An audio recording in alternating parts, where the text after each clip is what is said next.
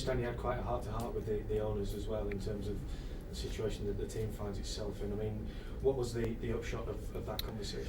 The upshot of the meeting was the same meeting as we always have. You know, we're always very honest. We're always very open with each other.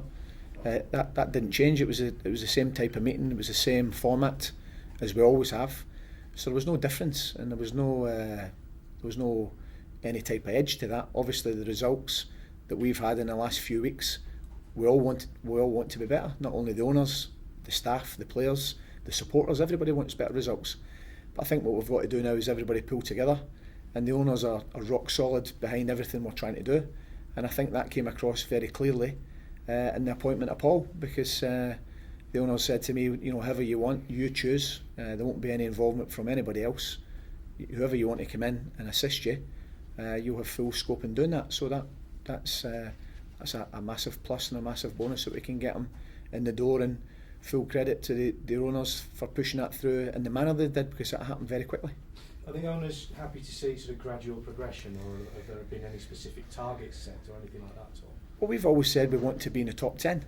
You know, and if, you know, I know it's all ifs and buts, but you know, if one of the penalties goes in against Everton, and through our performance against Wolves, if we get a draw, we're already in the top 10. It's early days. We find ourselves, you know, 4 points off the target we wanted to be at this moment in time.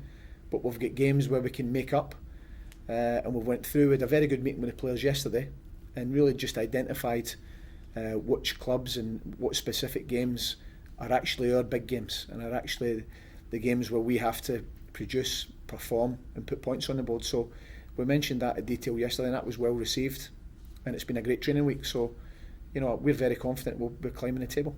You mentioned the supporters earlier on. I mean, are you only going to be able to make some of those fans a bit happier by starting to pick up a few results, do you think? Yeah, well, I think any fan is despondent, disappointed if you don't win. And there was a few fans that, you know, were out in India, you know, and you know, I chatted with a few of them, and we share the disappointment when we don't win. But I think they see how hard we work. We see, as Paul has said, the attention we put in, and the work rate we put in at the training grounds. And I can share their disappointment, but hopefully they can see what we're trying to do. We've got a young group. We would love to have, you know, a Ryan Nelson, you know, a David Dunn back in the last few weeks, because you miss those type of players and that type of experience that then can be spread amongst a young group. So medical staff are working hard to get those guys back on the pitch, and you know, the whole thing will come together. All we just need to do is stand strong together, and I thought the trip, for the team spirit and the togetherness, was absolutely perfect timing. Just put yourself in Fabio Capello's shoes for just a moment. The dilemma for him at the moment, whether he takes Wayne Rooney or not to the European Championships. If you were in that sort of a position, what would you do?